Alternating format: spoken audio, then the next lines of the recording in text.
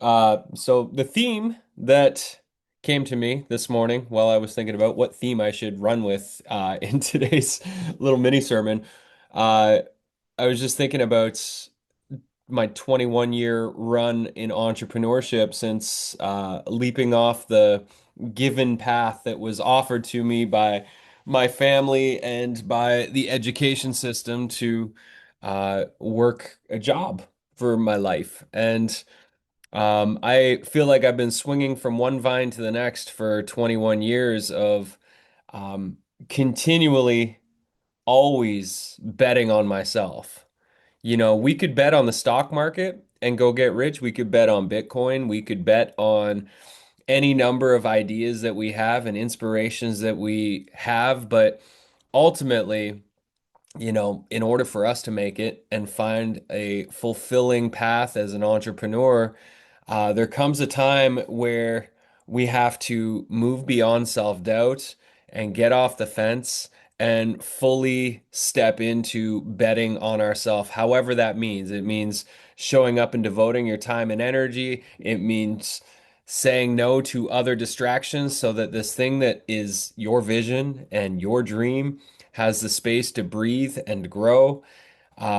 There's nothing more powerful than us, humans, creators, when we're 100% all in on something. So, just to do a little check in with yourself on the things that you're working on right now, your business, your ideas, your visions, whether it's a signature workshop, whether it's launching something new, whether it's taking it to the next level, whether it's hiring a team around the work that you do, whatever it is there any shadow of a doubt that you are the one who is fully capable of fulfilling the dream and the vision and the ideas that you have? And if there is, how do you step more fully over the line of 100% commitment no matter what? Because not all the ideas will live in the end, but we give it the best chance possible when we throw ourselves in with 100% conviction that we're going to do the thing that we're setting out to do. And I just know the best bets I've ever placed in my life have always been the ones that I place on myself or the things that I want to be doing. And those are also the most fulfilling. And even when they don't work out how I imagine them, there's still the most beautiful lessons and growth opportunities that come from them that lead to the next thing regardless. So just do a body check. What is the thing that you are committed to wholeheartedly? What is the thing in your life where you are betting on yourself 100%, that you're going all in? All the chips are on your table that you're saying yes to right now. Just take a moment, reflect on that.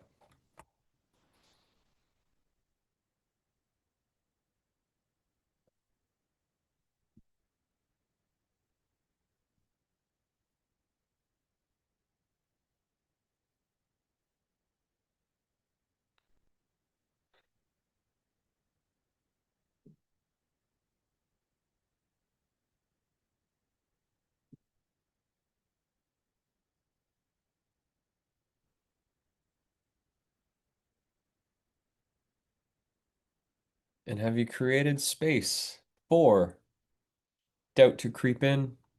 And when it does, what is the practice that you can have and that you can come back to when that doubt creeps in? How do you soothe that voice of fear that is just a story that plays over and over again in the back of your mind so that it no longer has power over you and the decisions you make, so that you can make the decisions on how you move forward from this moment and all the moments forward with that confidence and with that self-assurance that you can do this.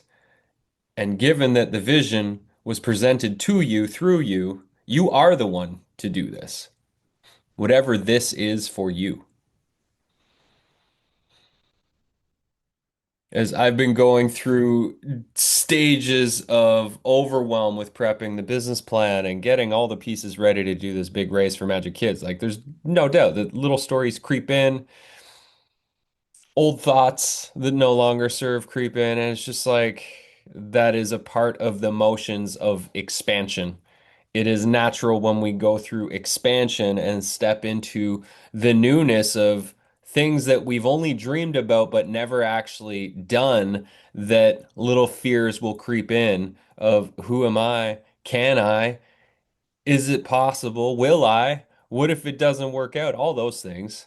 Those are just little stories, little soundtracks that want to creep in. Most of those have been planted inside of our consciousness from other people who were fearful and never actually took the leap that we're taking. So, as you grow, know that expansion means there will be parts of you that want to contract to try to keep you safe and in the familiar. And the only way to expand to the new lands that you dream of is to let go of the familiar and allow yourself to soar into the dream that you have been dreaming and to become the version of yourself that you need to be in order to hold that container. So, what needs to change in the stories you're telling yourself right now? Are there any stories that today you could write down on a piece of paper and burn and let go and replace them with a new story? A new story of who you're committed to being, how you're going to show up to those doubts or those fears when they might surface, how you're going to manage and deal with the resistance as it inevitably will come up as you go through your expansion process. What is one story that plays over and over again? An old story I told myself is I don't like tech and I don't do tech. And that story held me back for years, literally years. That one story prevented me from doing anything until I faced it, named it, moved through it, figured out what I needed to figure out, and then I could move forward and go through the next phase of expansion. So write down a story that you keep telling yourself that keeps you small and little and safe.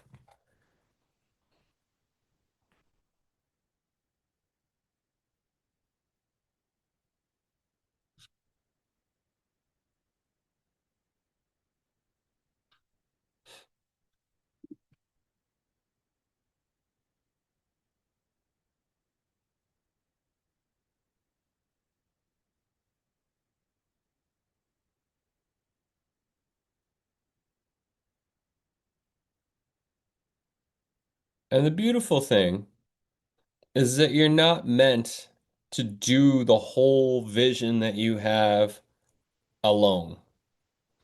We're supposed to do the opposite of that. We're supposed to do it together. We rise when we play together. Co-creation and friendship and joy and creativity and doing the thing in community. Like that is what this is about, whatever that means for you. Building a little community around you and your work. You know, that's what this little Majik Mind is here, is this is a micro community of people that are trying to do their life's work in big and beautiful, meaningful ways that get you paid. And so, as you look at the community that you already have around you, chances are, if you went through your contacts in your phone, you probably already have a whole bunch of fragments of community that just need a little bit more tending and love, and you need to show a little more leadership in how you invite people into the co-creative process.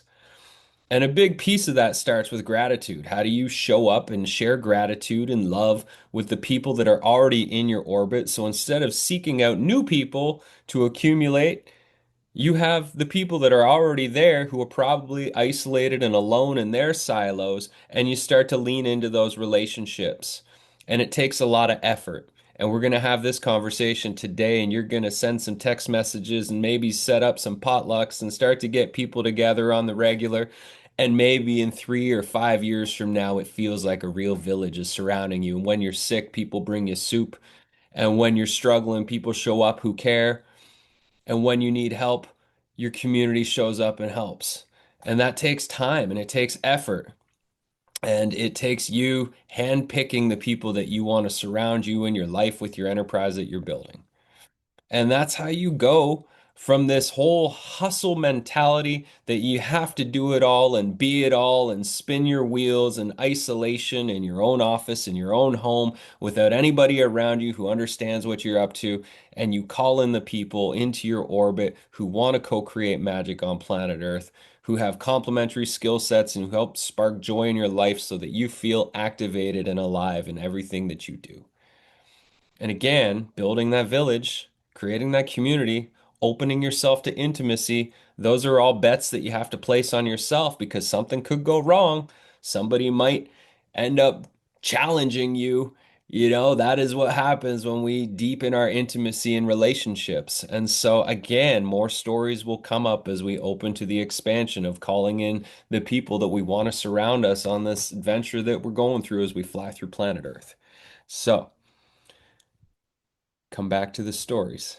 What are the stories? What are the new stories you want to write about this new chapter that you're entering into, that you're already evolving through? This has been a year of liminality for a lot of people. It feels like we've left behind a world we once knew. It is gone. It is never coming back, ever. We can't wish and pray for the old world that we once had, the old life that we once lived.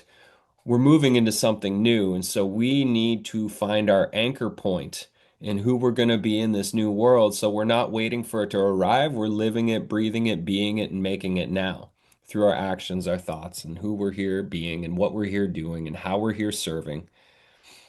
And so I know for myself, I felt like I was free falling for much of this year. And in the last like 4 to 6 weeks, I feel like I found finally found my footing and they're anchored again, which is a really solid feeling. And so what do you need to feel so anchored in your body, in your being, in your convictions about what you're here to create, be, and do in your life?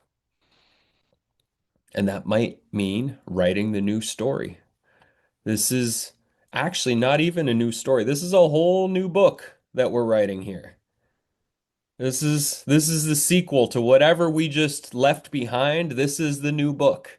So how are you starting off this new book? What are you writing into this story? Where we're going, humanity, has never been there before.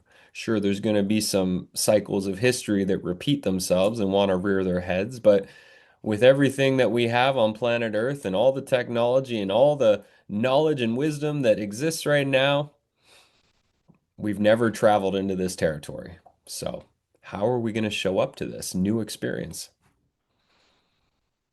It's very unpredictable. But if we're betting on ourselves, we have a little bit more control in the uncertainty. So, what bets are you placing on yourself right now?